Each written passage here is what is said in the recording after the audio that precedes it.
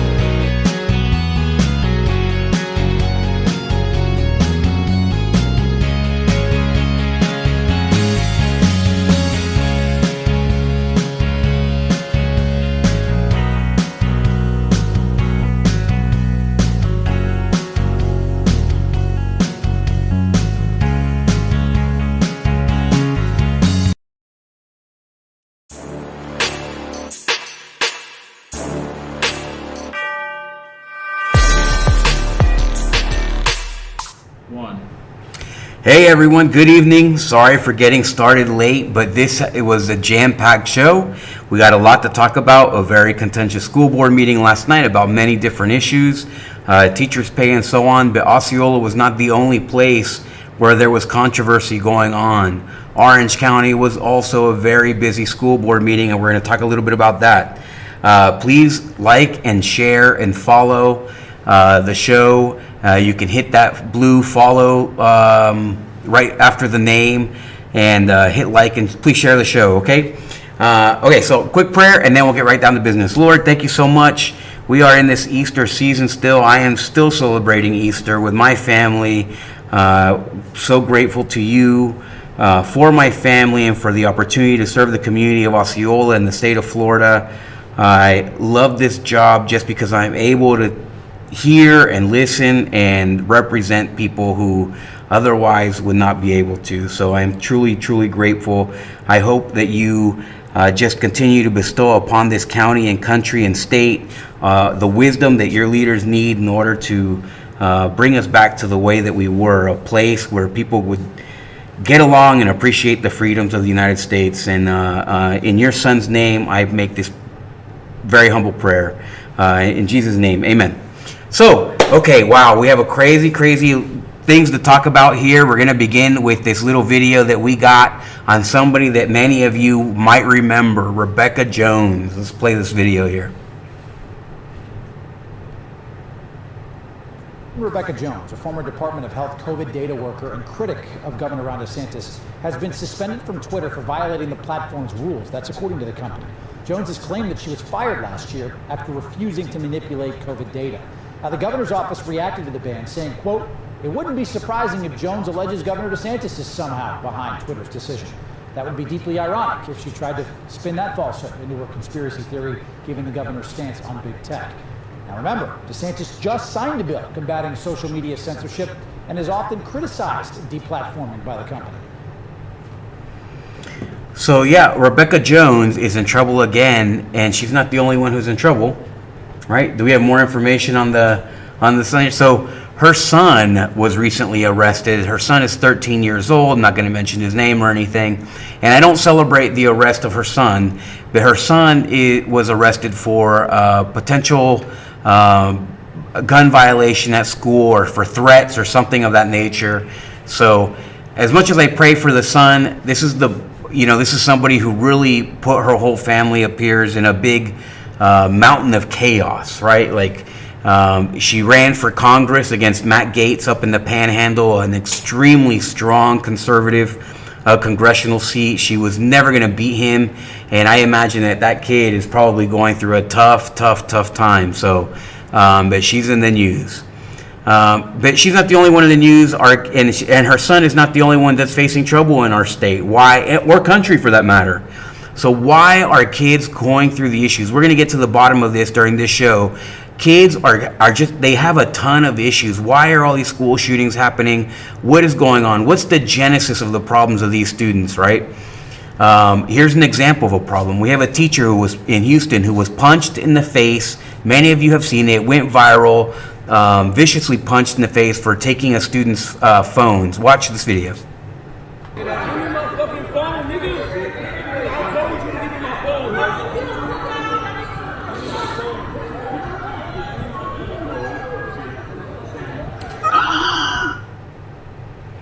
So there's something to be said about phones in school. I think that the only positive things that having phones in school is that we are able to see some of the behavior, some of the hardships that teachers are going through, teachers and education professionals, everyone from the janitor who's picking up soap and paper towels and toilet paper thrown all over the place after a TikTok trend, or teachers getting punched in the face. It's just crazy. And again, why? You know,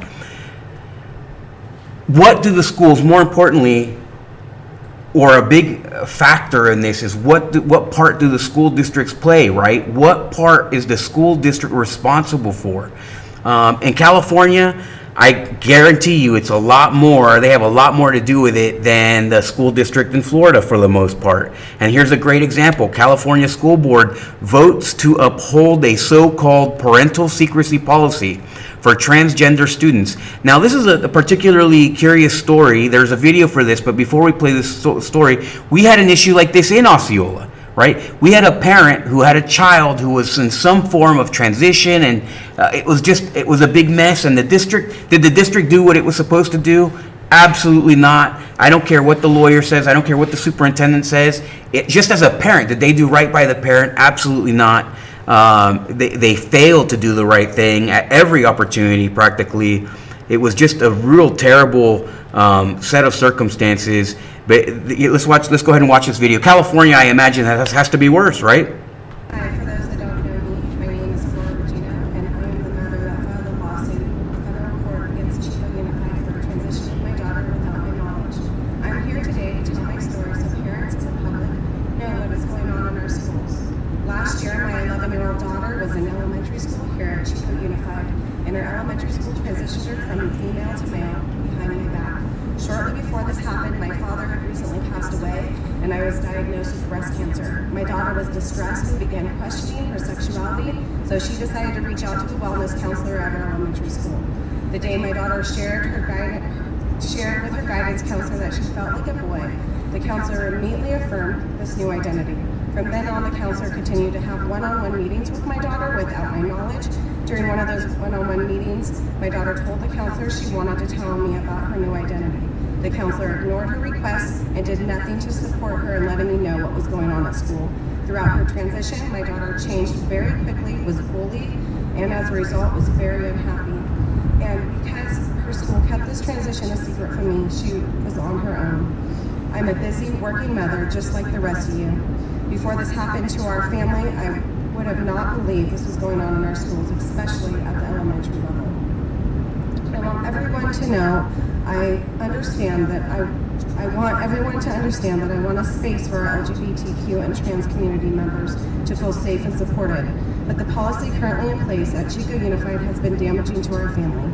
And I am not up here talking about what could happen if you continue this policy. I am up here telling you what did happen to our family. This was a time when she needed me the most, and you kept it a secret from me. I understand that you are trying to find ways to create a safe environment for all children within our district, but keeping secrets from parents is not the way to do it. Treating every parent as a potential threat to their kids is wrong. I know it's easy to make up a narrative when it comes to my case. I know it's easy for people to judge and say my daughter must have not felt safe or supported, and that's the reason for telling her counselor. But regardless of what people say, I love my children, and there isn't anything they could ever do to change that. It wouldn't have mattered to me whether my daughter continued to identify as a male. I would love her the same. It's a slippery slope to allow any adult in our schools to keep secrets from parents for any reason. The actions the school board district took to immediately exclude me from supporting my daughter was very damaging to her and her family. She was very young and didn't understand what being transgender really meant or the obstacles she would face going through a transition. The school transitioned her and left her to figure it out on her own. It seems to me the district is getting it wrong on both sides. You don't know how to handle these very serious and sensitive situations, because once you transitioned her, you left her to handle it all by herself, the bullying and the staff even outing her. Thank you. Do you hear what this parent is telling you? Number one, the idea that the district, a school district, a school, an educator is going to help a child transition in elementary school is outrageous. It is absolutely crazy, okay? And I mean crazy as in insane. It is insanity that somebody would take the rights of a parent away from them completely, not even let them know that their child is going through this. You have the right as a parent. This is not, and she's 100% right, this is not an LGBT issue, right? If my daughter, obviously I'm a devout Catholic, if my child were to want to become a transgender person, or she were gay or anything like that, I mean, I would be heartbroken, no lie, because I would expect, obviously you fantasize as you get on in age that you want to have grandkids and so on, all the traditional stuff, but I'm going to still love my kid. I mean, nobody's going to abandon their kid. That's such a rare case. So to pass a law or create a policy for a group of people, it's such a small percentage, people who would abandon their child, it's a crime. It's a crime against humanity, literally. It's absolutely crazy, But you expect crazy from California. You don't necessarily expect crazy from a place like Idaho. But apparently there's a crazy Idaho school board member who happens to be a kid. I would share, again, if you have the time, please share. Go ahead and like the show and so on. We're going to get moving really quickly, but I just wanted to people need to see this stuff. They need to hear about it. They also need to know that a school board member, and many school board members need to be encouraged, as much as the community, that not everyone is along for the ride in this crazy, insane education phase that we're in right now. Not everyone plays along. I'm certainly not on board with all this craziness, and I won't play along, and I'm not going to remain silent. Unfortunately, that also means some crazy people will also remain speaking just craziness. Idaho school board member attacks governor in profane tweet. I'm pissing on your grave is what he said. It's incredible. If you go through and read this story, but we have pictures of this kid. He's a 18-year-old school board member in Idaho, and he told him to F you. I pray you live a long life so you can bear witness to the pain you've unleashed on Idaho's children and families today. Who elected this kid? Who would vote for that? Who would vote for that? I mean, people come on me because I've told school board members to go to hell because they're stealing from the community, they're robbing, they're corrupt, and people come on me. But there's who votes for an 18-year-old with no experience to come here and say things like this? It's crazy. I don't understand it. But it makes sense, right? Why something like this, we have a video for this. This next clip here is a homeschool group, which has grown leaps and bounds. And obviously it's clear when you have crazy things like this going on in the school district, when you have California saying that parents don't have a right to interfere with a elementary school student's wish to transition sex, then of course this is going to happen. Let's watch this video.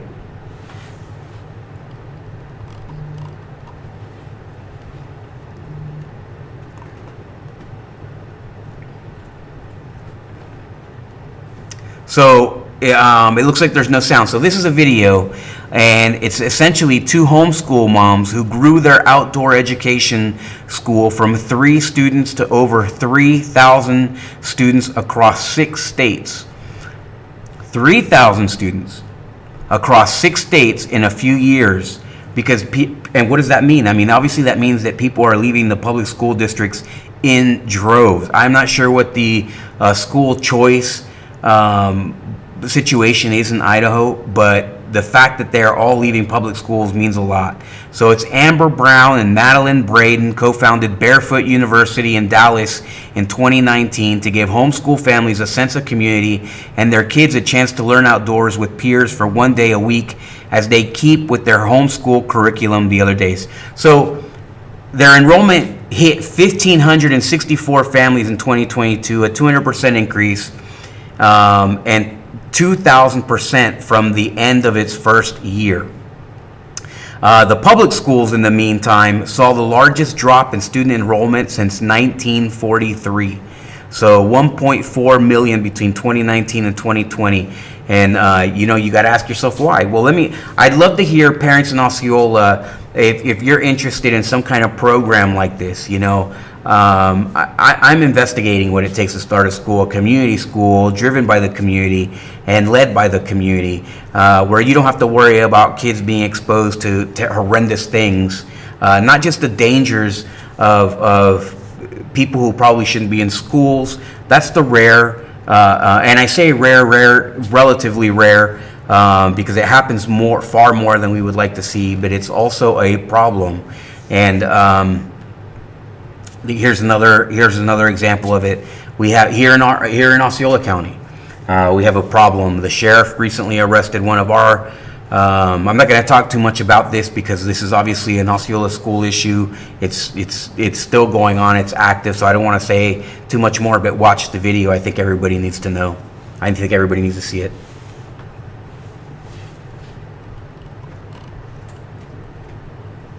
So, okay, so I don't know. The video's not working?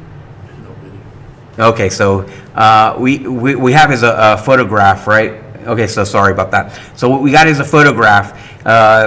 Essentially, there's a Celebration High School assistant coach who was arrested for sexual misconduct, is the allegation, or accused of engaging in sexual misconduct with teenage students.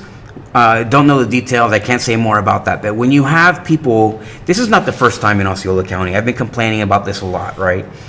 Where are these people coming from? I mean, we have 8,000 employees, right? But this is happening a lot more. If you have more than one of these a year, that becomes a lot. Like, we do background searches. This is not like a first-time thing, right? It's not like teachers begin in 2021 and then in 2022 they're doing this. So this is why it's so important for school districts to do the right thing. Being silent, ending the relationship with parents by telling them that they're not responsible enough to deal with their kids' gender thoughts is not the right way. It's not the proper trust. If we can't trust the parent, that does not mean that we can trust the schools. Your job, this is super important. If you remember anything from this show tonight, remember this, okay, as a parent. Parents have a constitutional right. They have a constitutional right to be a bad parent. School districts do not have a constitutional right to be a bad school district. It's exactly the opposite. We have the students, districts have the obligation, and students have the right to a public education, right? Parents can be a bad parent. And I don't mean like a bad parent as in abusive. I mean you can be a bad parent. You can be a parent that works, bad parent, quote unquote, who works 3 jobs and doesn't have the time to do their homework with their kids. You have that constitutional right. You have the constitutional right to be exhausted or to not feel like you are able to help your parents do their homework. You have the constitutional right to be a jerk. That's your constitutional right, right? You can not like your kids even, right?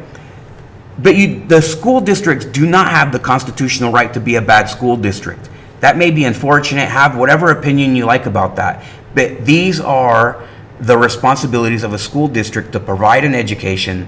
That's their mandate, to provide a public education which is safe, right?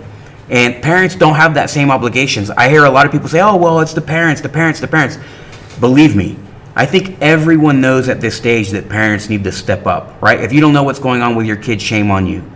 But we also have to remember, what is our duty as a school district? That school districts everywhere throughout the country, you have a duty to make sure that they have a safe place.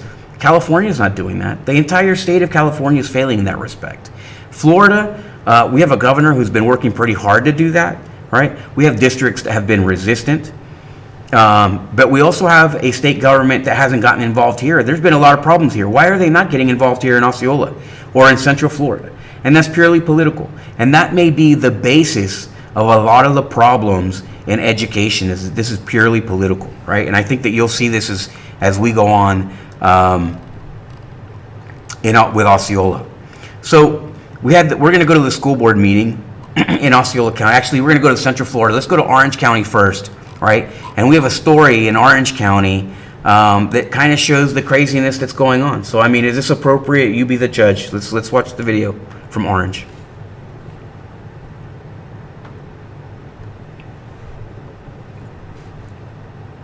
Mother is furious after she said her son was walked down the hallway of his school naked. She told us this happened a week and a half ago, but she found out when DCF agents knocked on her front door. She told Nick Pampantonis that's why the principal is on administrative leave. 5-year-old Christian is a ball of energy, working on his letters and shapes, and hamming it up for the news camera. His mother says the boy is also at the center of a controversy at nearby Shingle Creek Elementary School that caused a DCF agent to knock on her door. He said, well, your son had an accident on Friday, the 31st, and he was taken from his classroom to the nurse's office naked. Jessie Velasquez says she still hasn't found out why the school principal made Christian remove his clothes, why the principal didn't call her or the boy's father, and why, according to Velasquez, the principal took things one step further. She's the one that recorded it with her phone of the surveillance video and shared it. Has been placed on administrative leave pending the outcome of the investigation. I assure you, I take all situations involving our students very seriously. The Orange County School District sent that message to parents, but it wouldn't confirm the principal's current temporary suspension was tied to any incidents involving Christian or any details Velasquez shared with us. Only writing, the district does not comment on personnel matters. Velasquez says she wants the principal fired and for anyone else to be held accountable. She's speaking to an attorney, and as for the 5-year-old, she says he just knows an adult told him to do something, thinking nothing of the consequences. It takes me not even 10 minutes to get to the school. 5 minutes if it tops that. I would have brought him clothes.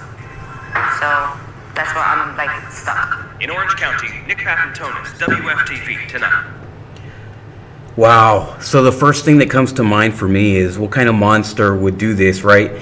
Now, if you do the benefit of the doubt, though, right? Let's say that you hold the emotions back and you're like, what could this principal have been thinking when she took all the clothes off of a child, right? And then walked them down the hallway to the nurse's office. If a child was so soiled that they had to walk down the hallway naked, I would have taken my shirt off and covered the child. That's the first thing that comes to mind. But to make a 5-year-old, thank God he's 5. Imagine if he had been a little bit older, had a little bit more, developed awareness, self-awareness, right? Just how terrible, how traumatic that would be, right? I mean, this is crazy. So you have this administrator on paid leave. I guarantee you, if it was a teacher, they would have been fired. They would have been fired. If it was a teacher, they would have been fired. There's no question. So why is this administrator on paid leave? You got to ask the question, why? How did somebody not get fired? Then videotape it with your phone. That creates all kinds of liabilities. So now you have images on your telephone. It could be a district phone even, of a child nude. You have naked images of a child on potentially a district phone or a personal phone. There's charges just in that. I don't understand. What is going on? Teresa Jacobs has lost control of the school board of the school district in Orange County. Now, that may be a board, I have no idea. That may be a board where they're hands off and the superintendent is the only person they have. They're not involved and they're just hands off and it's just a political job, right? It's just a way to feed your ego. Maybe that's it. I don't know. But man, if I were a school board, I don't think that I would be, if I were a school board member in Orange County, I wouldn't be able to contain myself. I know that Alicia Ferrant in Orange County is a tremendous human being in person. I'm sure she's all over it. But my God, this is just crazy. This is a crime against a child. This is like World War II war crime type of behavior, walking a kid down the hallway naked. I mean, the images that brings to mind is horrendous, and I don't understand. But it makes sense in today's education world, right? Like nobody's shocked. Nobody's like so shocked by it. Why? Because we have things like this next story, right? So this might be part of the reason. And parents spoke out about new restrictions on LGBTQ youth.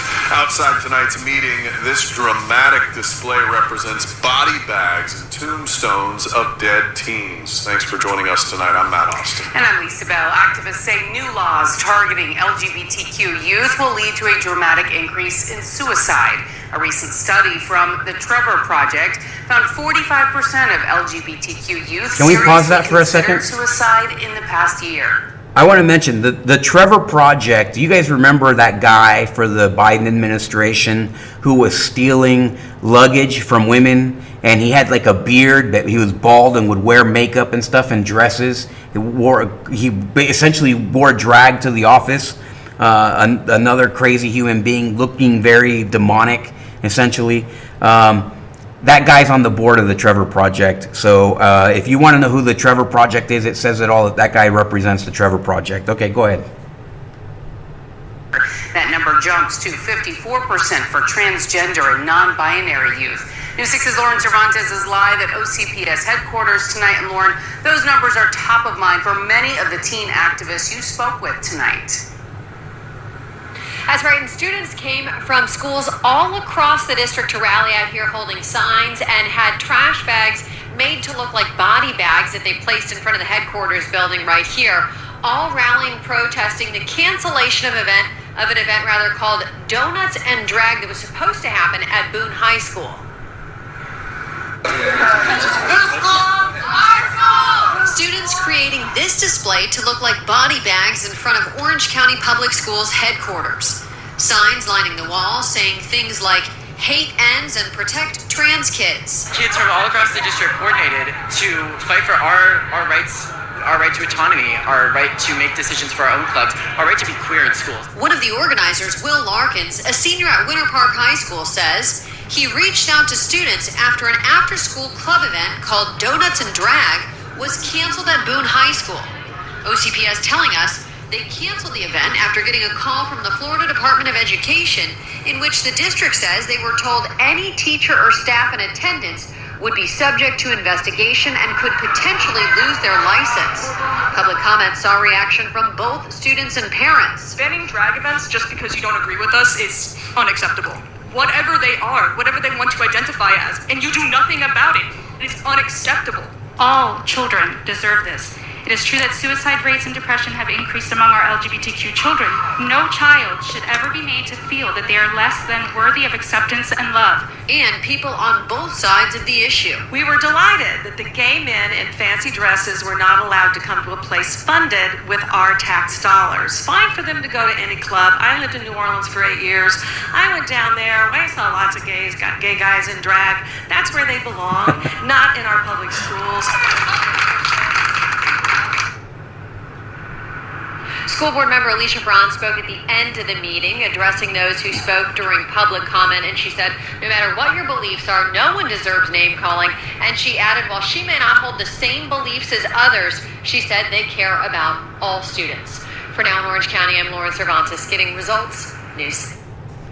This isn't about attacking kids, all right? This isn't whatever the kid's issue is.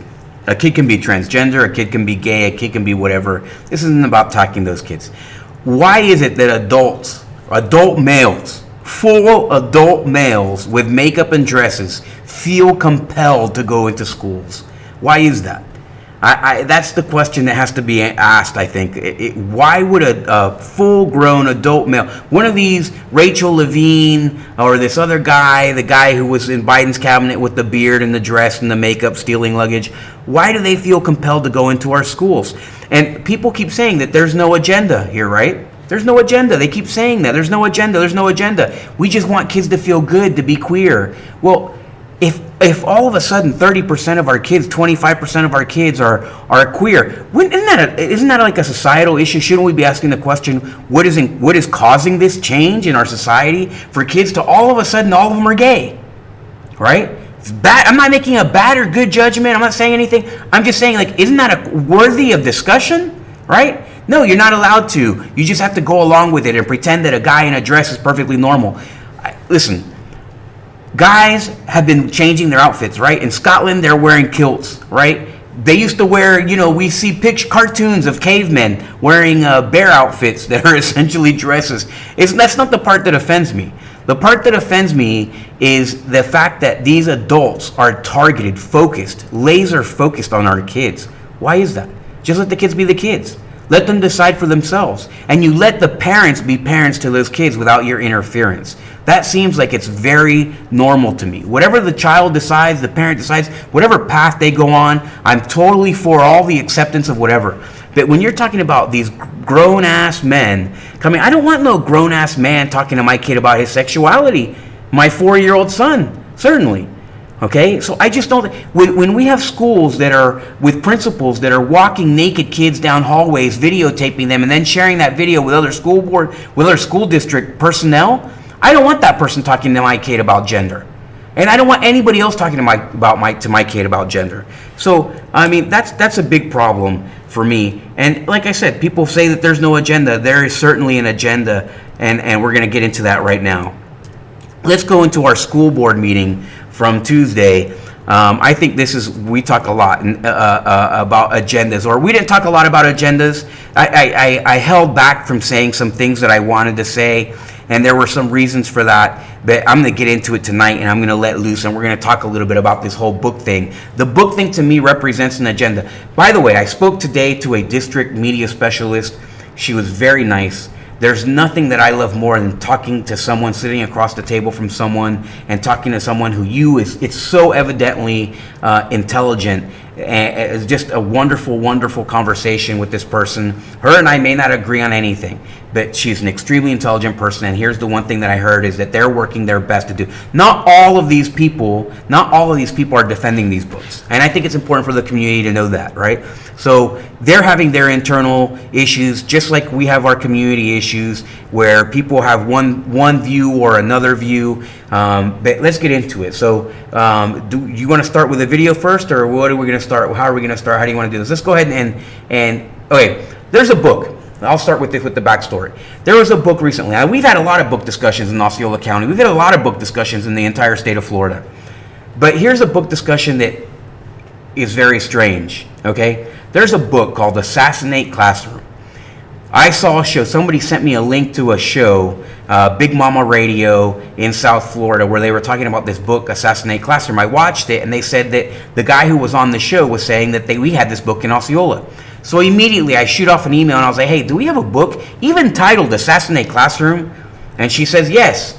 Okay, well, she didn't. The superintendent responds to me, and she says, yes. She didn't respond to me immediately. What she did was she waited a little while, and then our supervisor of all media specialists sent an email to the superintendent, all appropriate, and then that email was basically a 2-page marketing piece for this book, Assassinate Classroom. I got curious. I said, I started doing some research.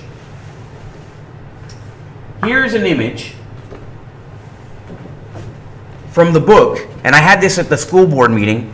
Here's an image from the book, Assassinate Classroom. I don't know how well you can see that. How can you see that, Tom? Do you see it well? So here it is. There's a bunch of kids pointing guns, okay, at the teacher. That's what it is. It's not the entire image, but there's a whole bunch of students pointing guns at the teacher. How in the world is this appropriate in this day and age? If I hear another liberal talk about guns and we won't ban guns, because criminals are going to respect gun laws all of a sudden, and they're never going to bring a gun to the school. But then we're fighting, defending as a school district, defending these books in our schools? No, because the kids are demonstrating, they're displaying the same behaviors that we're showing them. That's what they're doing, right? Parents are complaining about sex, drugs, and violence in schools. But then if we're protecting these books, which display nothing but sex, violence, and drugs in our schools, how does that make sense? It doesn't. It does not make any sense, okay? Does not make any sense, right? We've had this discussion in Osceola County schools, right? When last time we had the discussion, a big argument was this one right here, genderqueer, right? And our superintendent, I'm going to get into the reason I'm going to go back and forth. But here's this. This is an image, a still from Genderqueer, the book Genderqueer. So listen, if we have this book, in our schools at any point in time, if anybody purchased that book, we were in the wrong. But did they say, hey, woo, wow, we better hold up, that's wrong. Did they do that? No. They went across all these crazy channels. They immediately pulled the book, but they pulled the book and they put it in special inventory here, and they did this, and they tried to get away with it. And then our superintendent said that it was never in our schools. Do we have an image here that might be of value here? We have an image here, an email, okay, which is showing us that, in fact, this book was in. They're having a conversation about these books. So if you look here, I blurred out the names here, but you can see they're discussing what they're going to do with this book. There are media specialists say, are you going to keep this in the book? I read the whole book. I don't know if I can defend it 100%, but then at the same time, I'm glad that I read it. If a kid comes in here old enough, I'll submit it. Look, here it is. They're discussing it. Okay? This is not what they should be saying. They should be saying, hey, wow, this book it's really crossing the line. Okay, fine. Let's say you have different sensitivities than I do. Then it's not crossing the line. But what it is doing, this book is absolutely contrary to the behaviors that we want displayed in school. I'm a hearing officer at expulsion hearings for our school district.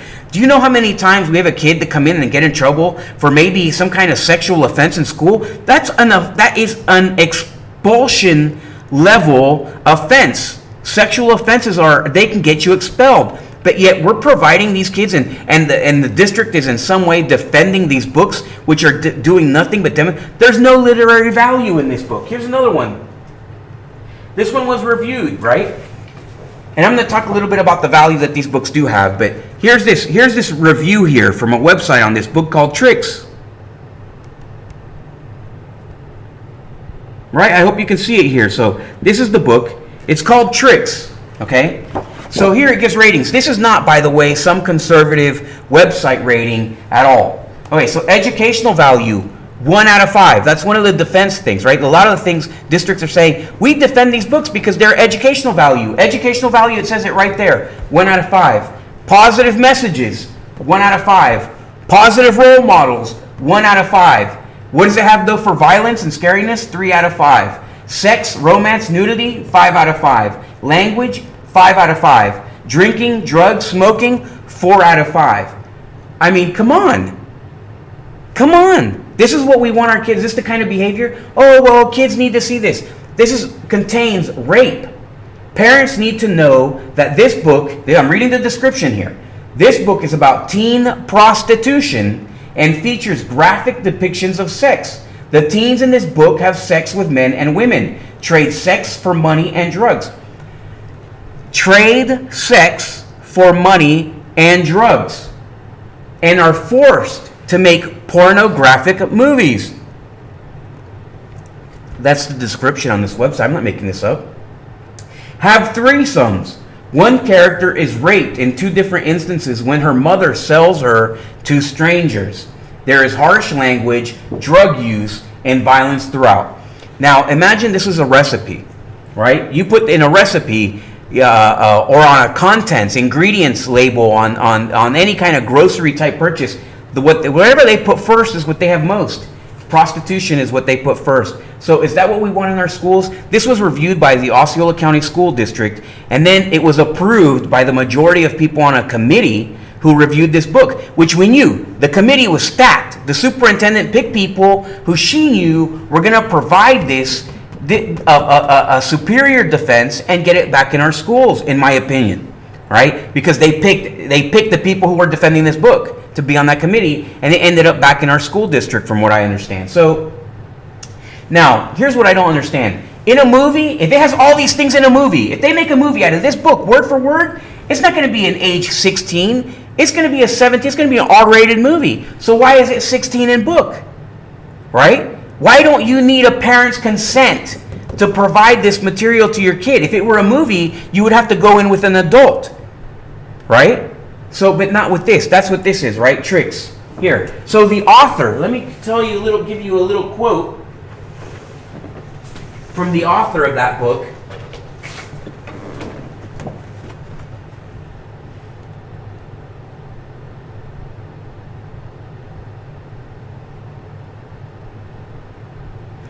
act on your impulse. Swallow the bottle. They're talking about alcohol. Cut a little deeper. Put the gun to your chest. Okay, they're talking about why these kids, right, are suffering depression. It's not only transgender kids that have increased levels of depression. Look at the stuff that's going in their minds, right? We talk about the phones, what's on their phones. We all know, parents all know, the stuff on the phones is incredible, right? It's terrible, it's horrific. But why would the school, like as I said before, parents have a constitutional right to be bad parents, right? If I don't check my kid's phone and I'm a bad parent, that's on me. But the district does not have that leeway. School districts do not have the constitutional right to be bad parents, to be a bad district. They have a constitutional duty to do the right thing. That's much different. Here's another book, really quickly. And I wanted to just read here. Look, some of these books, these are from kids. So this is a review from a child. So I had this book at my school fair in the 5th grade. I bought it because I didn't read the full back cover, but it was pretty good overall. But it was super weird to have it at the school book fair. Yeah, even kids recognize that this is terrible in a book fair. It's terrible. I think this book is very eye-opening and very good, but it's very mature and pretty harsh. This is what it's meant to be. I read this book when I was 13. It's already telling you age 17 is what parents say, right? And it has 2 out of 5 stars. I wonder why. 13, and it was too mature for me. I was recommending waiting until 15. Kids don't know any better. It's not a 15-year-old book either, okay? Now, this is talking about rape culture, this book. So, there's there value in rape culture in school to have that discussion? I think so, yes. Right? Because when do you stop kids? Right?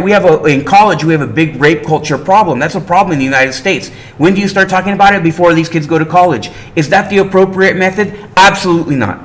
That's not the appropriate way. To glamorize it, to normalize it, is not the appropriate way to deal with rape culture in the United States. Let me tell you why this is happening, okay? Everybody says there's no agenda here, right? The drag queens have no agenda. The transgender ideology has no agenda. Nobody has a bad agenda, right? It's just accidental. It's just the world naturally, the moon's aligning to make all this. Okay, fine.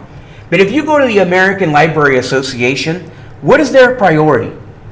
Equity, diversity, and inclusion, right? And that's why a lot of these books are CRT based. CRT got illegal in Florida. I think it was easy for some of these people to get rid of CRT. They're doing that, right? It's not as bad. People are not as offended by CRT as they are by this kind of blatant sex, because that goes across all ethnicities and everything else. No parent wants their kid exposed to this stuff. This is a little bit harder. But regardless, equity, diversity, and inclusion, here it is, all this stuff. Look at this, right? If that's their focus, right? I don't know if you guys can see this. Diversity in the workplace and whatever. These are the people that are promoting these books. This is the organization promoting these books. So of course it's wrong. But why? Why would it? I don't understand, right? Why would this organization, the largest organization, library organization in the country, why would they have an interest in doing this? Well, I'll tell you why. This is the president-elect of the American Library Association here. If you can read that. That's her tweet when she was elected president-elect. I just cannot believe that a Marxist lesbian who believes that collective power is possible, whatever, BS. A Marxist lesbian.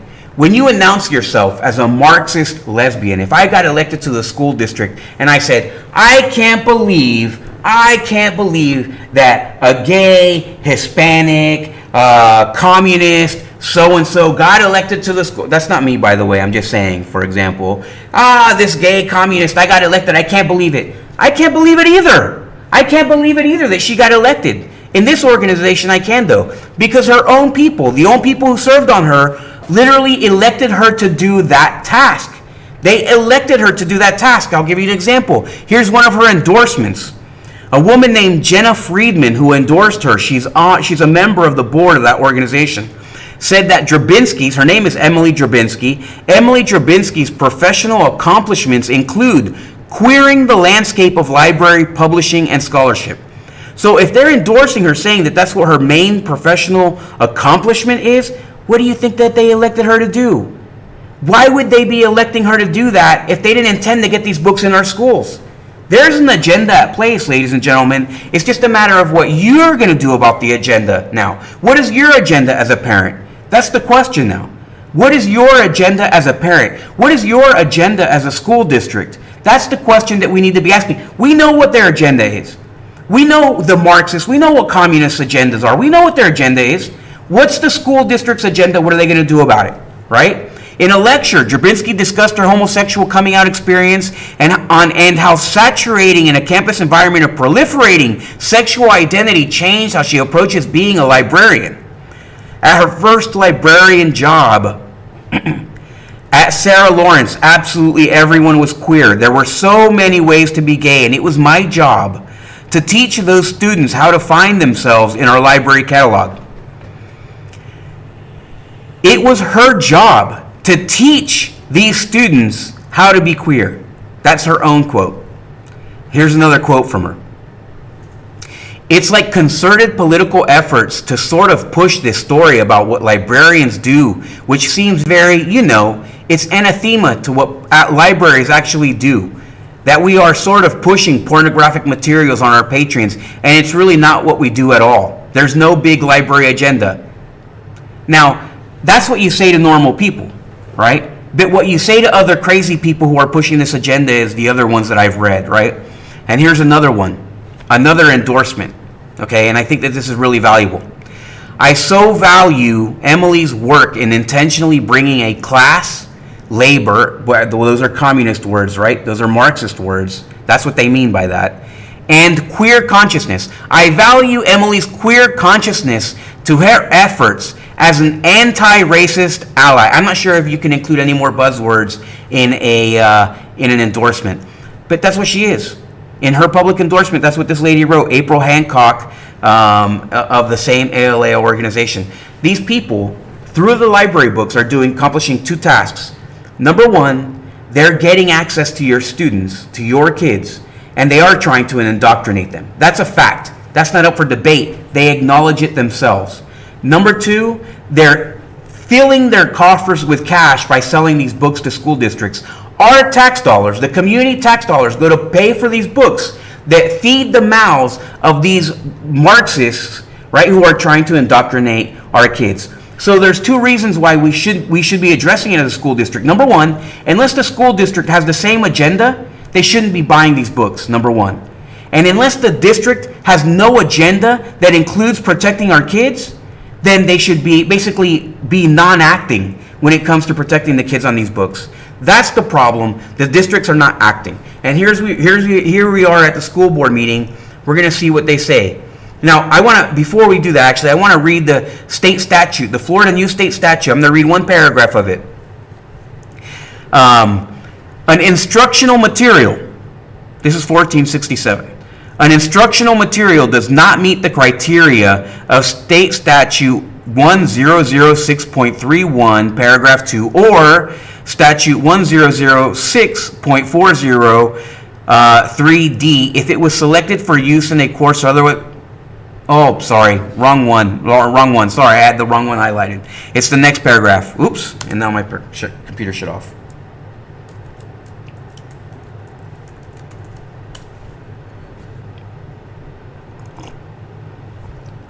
Any material, it's the next paragraph, B. Any material used in a classroom made available in a school library or included on a reading list contains content that is pornographic or prohibited under Statute 847.012 is not suited to student needs and their ability to comprehend the material presented, or is inappropriate for the grade level and age group for which the material is used.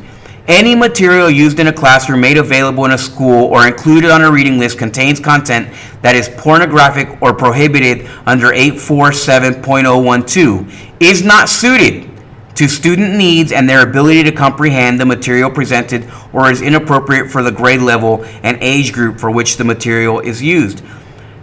That comprehend word is really important, right? Because there's no way that these kids are comprehending this material at the ages that they're getting exposed to it. And that's a deep, deep problem that we have. Let's listen to the video from the school board meeting last night. Mr. Melendez. Yeah, I did finish those books. And I was actually asked about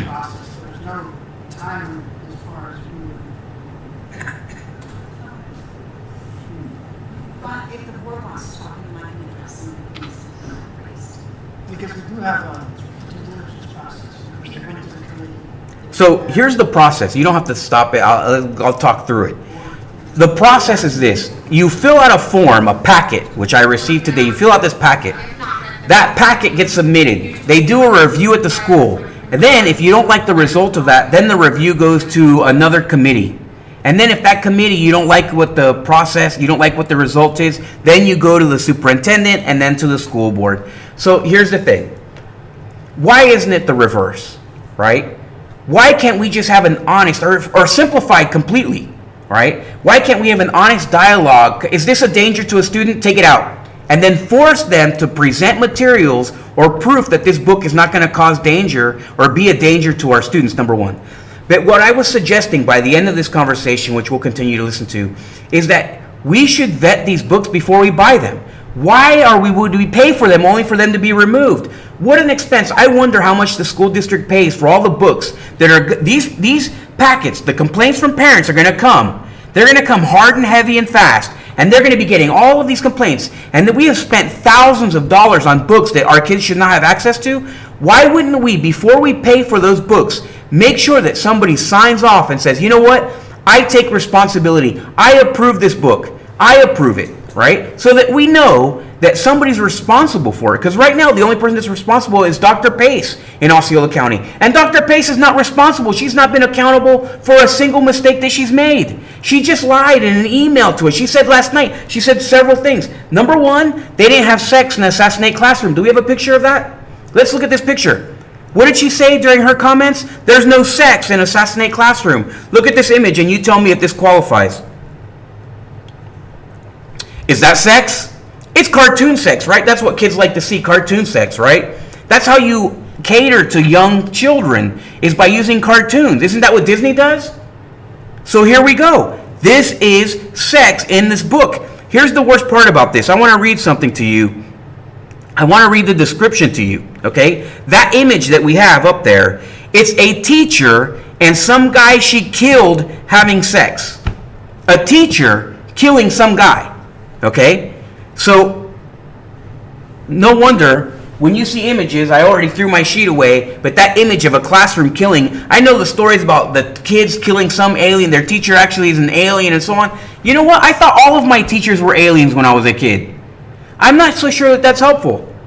I don't think that that's helpful. You're creating an environment where the kids are separated and where the teacher is being made to be inhuman. That doesn't help. That doesn't make it better. That doesn't make it better. So let's keep rolling that tape. We do have two new board members. So I don't know if you want to. This guy is such a coward, I can't even listen to his voice. I mean, can we fast forward this? Let's hear what the ladies have to say, right? Now, here's the thing. All three ladies, pause it for a second. All three ladies, they sent postcard after postcard after. I have them here. I still have all their mail, right? Postcard after postcard, the families in Osceola County saying that they are parental rights people, right? Erica Booth, she's saying she was trying to be like this big, strong person on parental rights.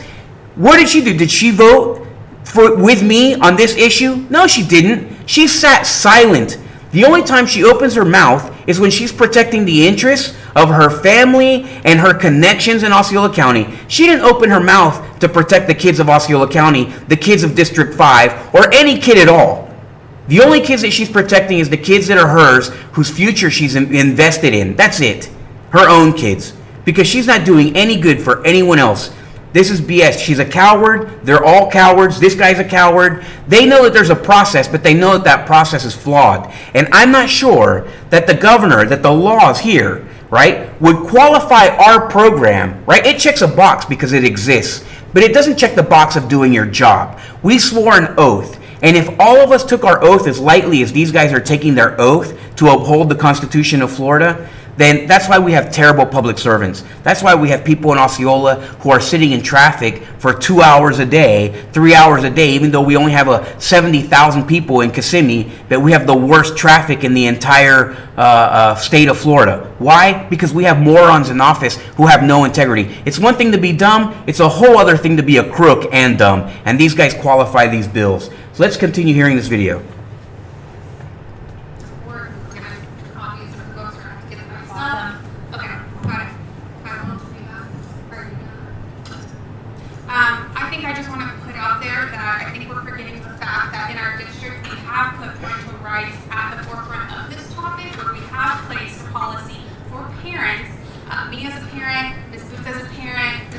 a policy that creates a committee, that the vast majority of the members on that committee are already certain to put these books back into circulation, right? It's not the process.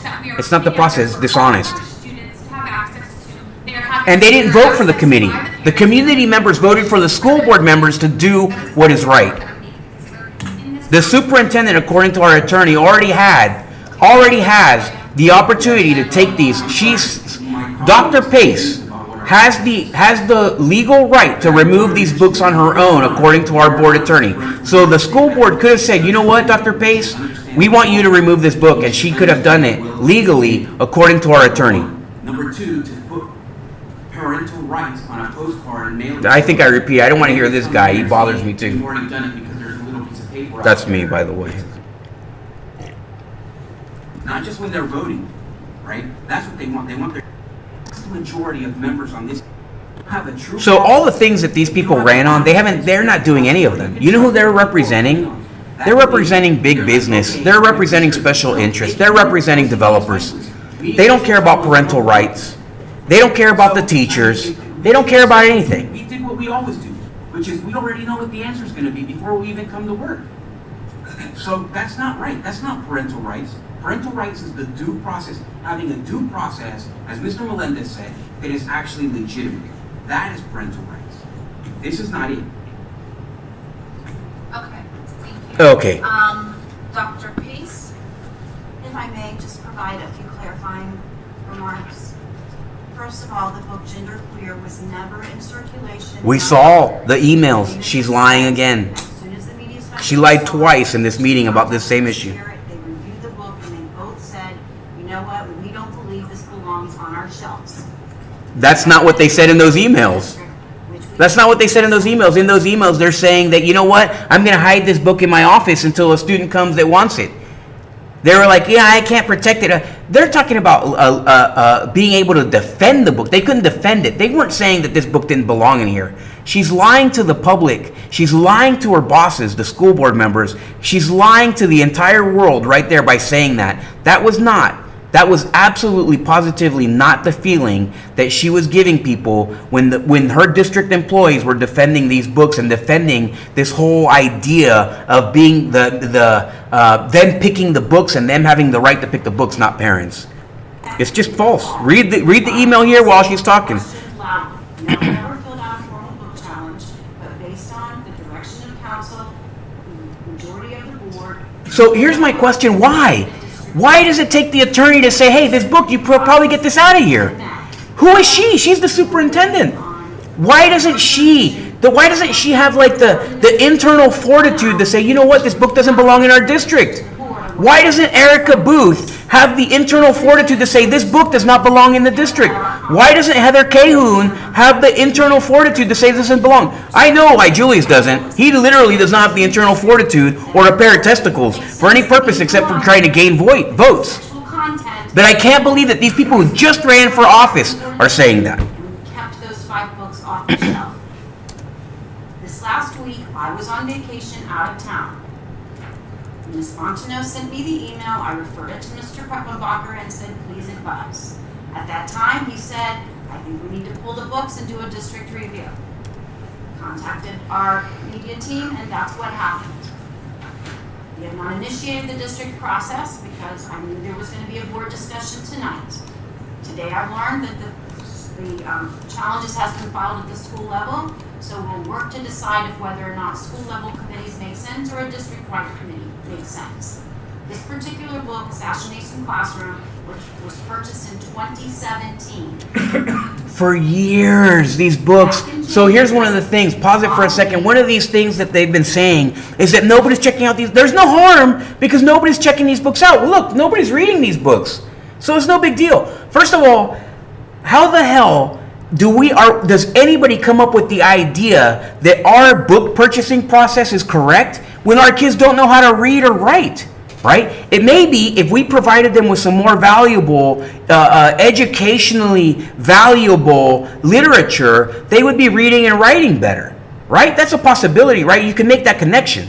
But they're getting trash They're writing like trash, and they're thinking like trash, and we don't have any responsibility for that. And I still don't understand, how does this person keep saying, at the very, here, I'm going to say one good thing about Dr. Pace. She doesn't take credit for doing something she didn't do, at least so far, right? She's not taking credit for, hey, I decided as the superintendent, which is what I would expect from my leader, I decided as the superintendent to remove this book from the district because I wouldn't read this book to my kid. How about that? Man, that would make me feel, I would shut my mouth. I would lean back in my chair. I'd be like, okay, Dr. Pace, you're right on the money. But no, she's like, wait, the lawyer had to tell me that having a book called Assassinate Classroom with a bunch of kids holding guns pointing it at a teacher who kill their teacher at the end of the book and who teacher kills people while she's having sex with them may not be good for our kids. I don't get it. We already know that the people who are selling the books have an agenda. The people who are promoting the books have an agenda, right? Today I discovered that not all of our media specialists, the people on the school site, don't have the agenda, all right? So who has the agenda then? What is our agenda as a school district? The ALA has an agenda. They want to turn this world into a queer, Marxist country. That's their agenda. She said it. The president who they elected and they endorsed for that purpose, that's their agenda. The people who are selling the books, they probably don't even care about our kids. Okay, they're probably a reptilian race that they don't care about kids at all. They probably eat kids selling these books. Okay, but they're selling the books. Their whole thing is profit. They're making their money. What the hell is the school district's agenda when they're buying these books and leaving them in? It's not all the media specialists. So who is it? Who's responsible?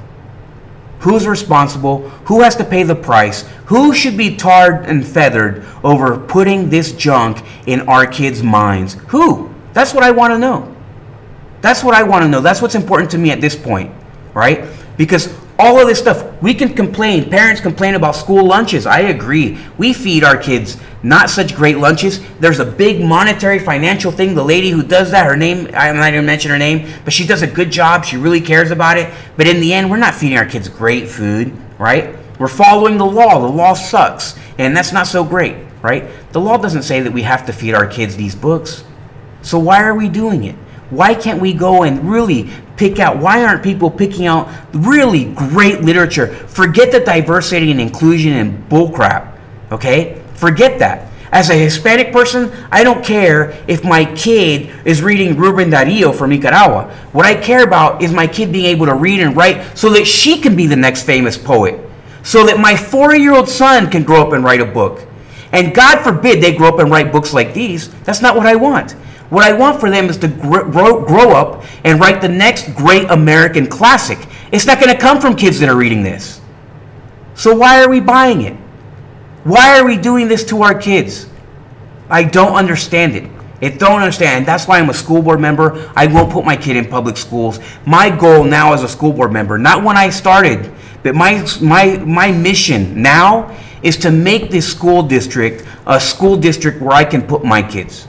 That's my goal now, right? I'm yearning for the day that I can bring my kids and enroll my kids in one of our schools because the school district is doing all the right things. They are going to protect my daughter who I love. They're going to protect my son who I love. And until they're ready to do that, I don't want to put my kids there. And that's why schools like this school here in Texas has grown from 3 kids to 3,000 kids. Because at least they know that these 2 people care about those kids. What is going on, America? Now it's also time, this is the last question. I think that we're going to end the show with this. We don't have anything else, do we?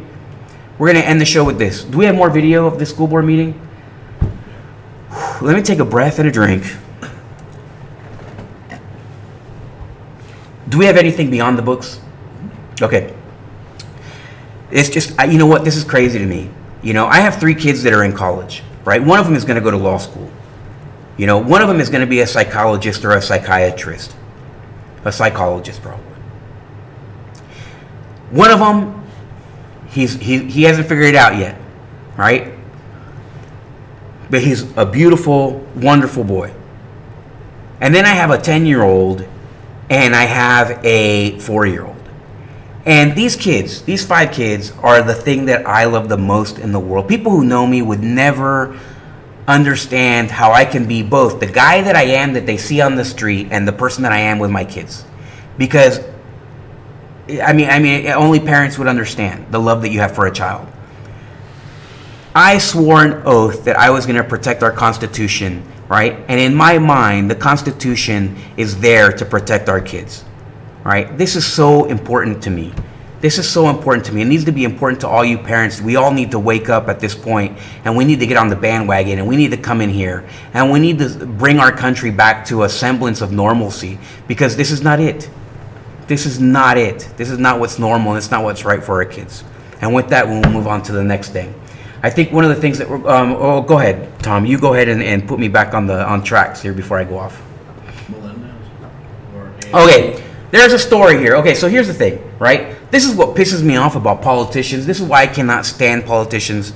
So Melendez, the guy goes to Puerto Rico. There's a recruiting trip, right? We're hiring teachers in Puerto Rico. Okay, good idea. We'll argue whatever. I don't care. But the district goes to Puerto Rico. They did hire a teacher on the spot. They made all these contracts. They almost had like 40 teachers. So in my idea, hey, good job. If these are good teachers, bring them. You're getting 40 teachers in one shot. Good. But Melendez goes. So Melendez is not part of the hiring process. In fact, he's barred from being part of the hiring process. So why would he go? So I voted against, giving him the money. But how is it? We can pretend all day long to have the best interests of the district at heart, but when you're just going to go promote, I assume, I'm making an assumption. If a school board member is going to Puerto Rico, right, for a recruiting trip, which he's not allowed to really take part in, then he's going to either promote himself or on vacation. It's just dumb. Why is this stuff? How can you focus? How is it that you can muster the courage to come to a school board meeting and ask for something like this, but then you stay silent when it comes to the books? You stay silent. You shut your weak mouth and you don't do anything. How is that? I don't get to it. And that's all I'm going to say about that is that, man, these people love to serve themselves. As if that wasn't obvious enough. AIP. Okay, so there's another contract. EIP? Yeah. Is that what it's called? Okay, so there's a contract. We're bringing in foreign teachers from another country. Here's the issue with this, okay? We're paying $14,500 to bring a teacher from other countries, right? Now, these are good teachers. I've already met them. I've met a dozen of these teachers in this program. They are good teachers. They're good teachers. They speak English. They know the content. They have great attitudes. They're coming from a place that's not as good as the United States, in my opinion, in most cases, including Nicaragua, not just all these other places. But they're coming from all over the world. They're coming here. They're making a good go. They're tolerating these kids great. They're doing a good job. They're excelling. But these are foreign teachers. They're on a visa, right? It's like a foreign exchange student type of visa, and they're doing that. But we're paying $14,500. We're paying the teacher exactly what our teachers get paid, the starting salary, $48,500. But then they get paid $14,500 on top of that, right? So over 5 years, I just forgot to mention, it's not just once. It's $14,500 a year. So now we don't pay their benefits. The district is saying, well, we don't pay their benefits. Their benefits cost $71,000, right?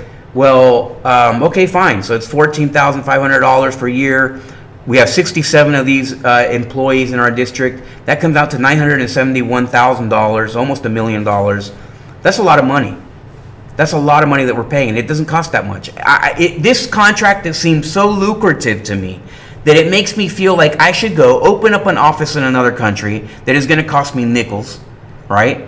And hire teachers. Say, listen, are you a teacher? Do you speak English? Come with me. I'll get you a visa or whatever. My cost might be $20,000 to do that. Right? My cost might be $20,000, but it's not going to be $20,000 per teacher to do that. Right? It might cost me, I don't know. The whole thing might cost me $100,000. I feel like I could go to another country, set up office for $100,000, get 60 teachers to come, right? And then get paid $971,000. That's an incredibly high price to pay for what they're providing us. Now, I know it may be less than what we would be paying for the teachers, but I think that we should take that money and we should have dispersed it amongst the teachers, right? If we increased our pay a little bit more, we might get 61 more teachers from here that are local, that are our American teachers already, right? That are going to be here for 20 years, not 5 years and then have to leave. So that was why I didn't vote that way. But here's the thing. I think we're also going to play Erica Booth's clip on this? Do we have that? No, we didn't. Okay. So, anyways, I would say go back and listen to that. She makes the most ridiculous argument. So, okay, never mind. I'm just gonna leave it at that. There's other things. So, what's next?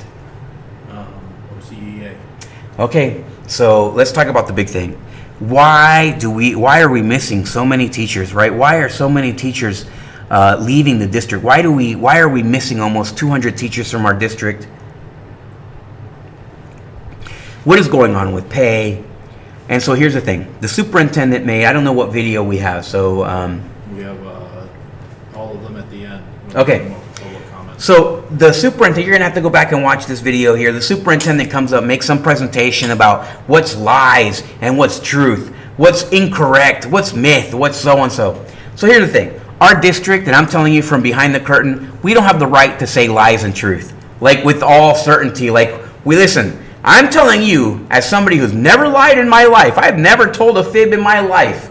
Here we are, this is what the truth is. Our district can't do that. We can't do that. We have very little credibility. Right? We just heard earlier tonight in the show on 2 occasions that our superintendent lied about 2 things. Or she was mistaken, right? But either way, when you make mistakes and you say something's correct and incorrect and so on and whatever. So there's budgetary questions. The district has put out, the OCA is fighting. They're fighting like rabid dogs to get their COLA, all right? A cost of living increase. For good reason. Teachers are going broke. Teachers, you cannot afford to live on a teacher's salary and then have the amount of commitment that's expected from a teacher. Okay? You just can't. Those are two formulas not working. You have to have 2 incomes. We all know that. Some teachers have 1 income. You can't have 2 jobs as a teacher. You really can't. It's not conducive to good teaching. Okay, but anyways. So these teachers there, they're fighting hard for a raise. Teachers throughout the state, throughout the country are doing the same. Our district, I will go to bat for these teachers on any day of the week, and I'll tell you why. I know some people complain about teachers and so on, but it's a lack of leadership that makes bad teachers, in my opinion. There might be a small percentage of bad teachers or whatever, this or that, or people that get involved in controversy. My fancy Publix water. There might be some controversy and all kinds of different stuff going on with some teachers. By and large, it's such a tiny percentage.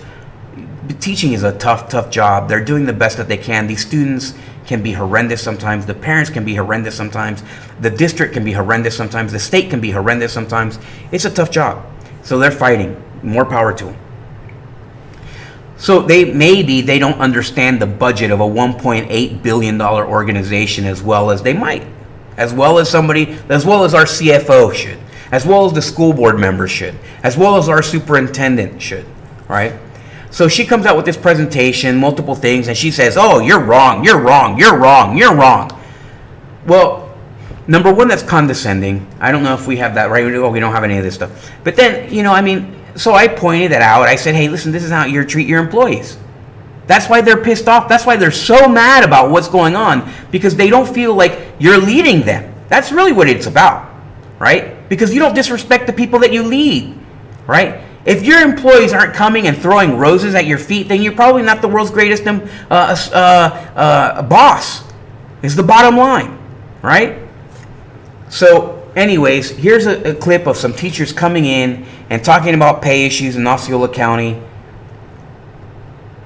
Let's watch the video.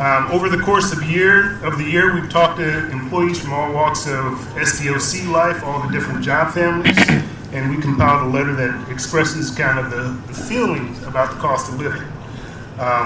Some of them used our letter as a sort of jumping off point, and we've contacted, again, thousands, members and potential members, and they answered the call. And I think that we're at a turning point where we're not seeing each other as the enemy.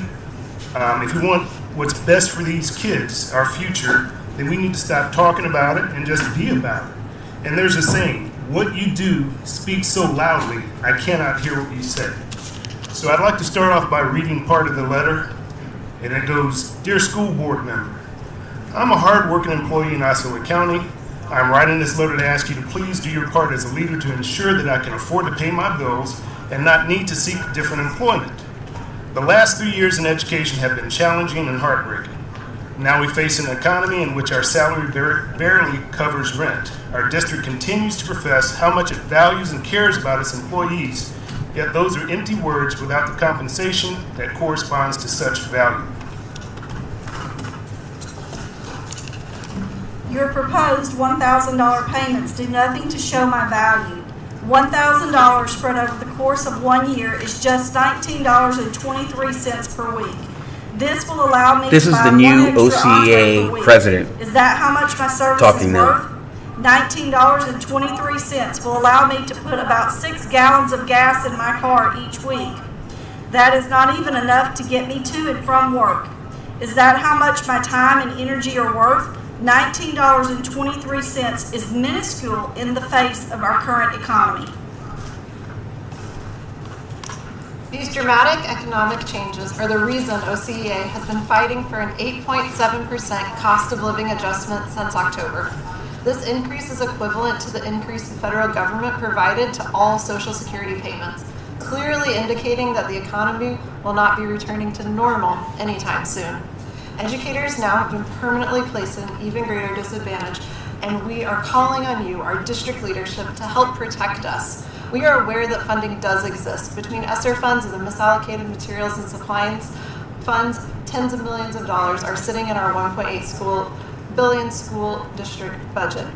We are worth more than $19.23. On April 13, 2023, I hope you will show that you do have employees